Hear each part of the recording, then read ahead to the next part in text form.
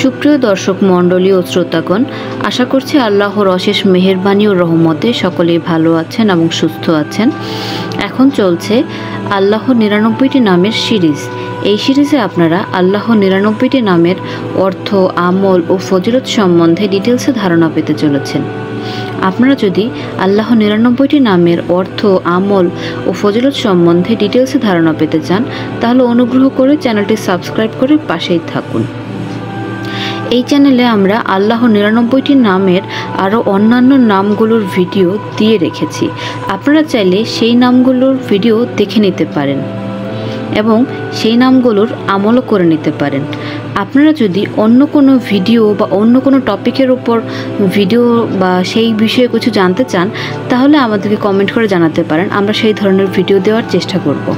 চলুন আজ আল্লাহর ৯৯টি নামের মধ্যে অত্যন্ত সিফাতি একটি নাম ইয়া মাতিনু নামের অর্থ, আমল ও ফজিলত সম্বন্ধে জেনে নেওয়া যাক।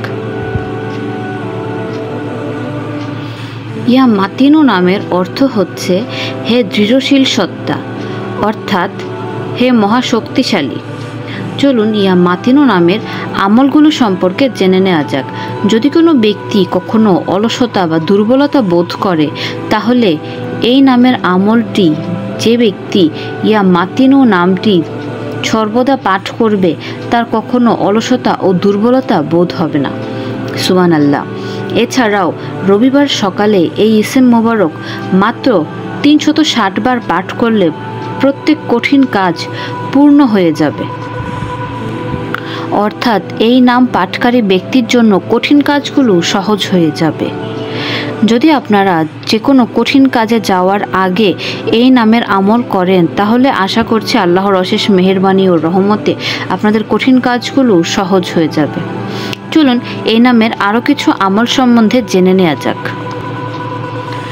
কোনো লোক এই ইসেমটি বেশি বেশি পাঠ করলে তার সমস্ত হাজত পূরণ হয়, অর্থাৎ তার সমস্ত মনের আশা, আকাঙ্ক্ষা, ইচ্ছা পূরণ হয়।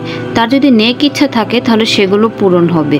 যদি এই কাজটি কোনো নফল কাজে ইউজ করা হয়, পাঠকারী ব্যক্তির নেক ইচ্ছা পূরণ হবে, মনোবাসনা পূরণ হবে। আপনারা সকলে আপনাদের মনোবাসনা পূরণ করার জন্য ইয়া মাতিনু নামটি বেশি বেশি করে পাঠ করতে পারেন। দিনের যে কোনো সময় যতবার খুশি বেশি বেশি করে পাঠ করতে পারেন। চলুন এ নামের আরও কিছু আমল সম্বন্ধে জেনে নেওয়া যাক। এই ইসেমের নকশাটি লিখে ধৌত করে রোগীকে পান করালে রোগী আরোগ্য লাভ করে এবং সঙ্গে ধারণ করলে মান সম্মান খুব বেশি করে বৃদ্ধি পায়। অর্থাৎ যদি কোনো রোগীকে আপনারা এই নিচের এই দেখানো নকশাটি লিখে ধৌত করে পান করান, তাহলে রোগী আরোগ্য লাভ করবে। সুবহানাল্লাহ।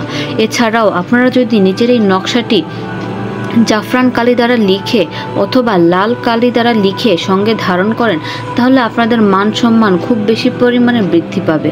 সকলে আপনাদেরকে খুবই সম্মান করবে। যে কোনো নেক মনোবাসনা পূরণ করার ক্ষেত্রে এই নামের আমলটি অত্যন্ত কার্যকরী একটি আমল। আপনারা যদি এই নামের নকশাটি লিখে সঙ্গে ধারণ করেন, তাহলে আপনাদের সব ধরনের নেক মনোবাসনা পূরণ হবে, আপনাদের হাজত পূরণ হবে।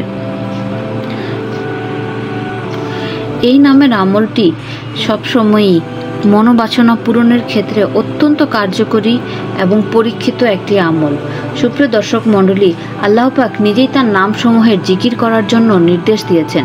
কোরআনে আল্লাহ পাক বলেছেন, আল্লাহ পাকের উত্তম নামসমূহ রয়েছে, তোমরা সেই উত্তম নামসমূহ নিয়ে ডাকো। এছাড়াও মহানবী হযরত মুহাম্মদ সাল্লাল্লাহু আলাইহি ওয়াসাল্লাম বলেছেন, যে ব্যক্তি আল্লাহর ৯৯টি নাম মুখস্থ করবে এবং জিকির করবে, সে নিঃসন্দেহে বেহেশতে প্রবেশ করবে। সুবহানাল্লাহ। আল্লাহ রাব্বুল আলামিন আমাদের সকলকে আল্লাহর ৯৯টি নামের আমল করার তৌফিক দান করুন। সুপ্রিয় দর্শক মণ্ডলী, ভিডিওটি যদি আপনাদের একটুও ভালো লেগে থাকে, যদি আপনাদের কোনো উপকারে লেগে থাকে, তাহলে অনুগ্রহ করে চ্যানেলটি সাবস্ক্রাইব করুন, লাইক কমেন্ট করে যাবেন। আপনাদের এক একটি লাইক কমেন্ট আমাদের কাজের উৎসাহ এবং আগ্রহ বাড়িয়ে দেয় বহুগুণে। ধন্যবাদ সবাইকে, ভালো থাকবেন।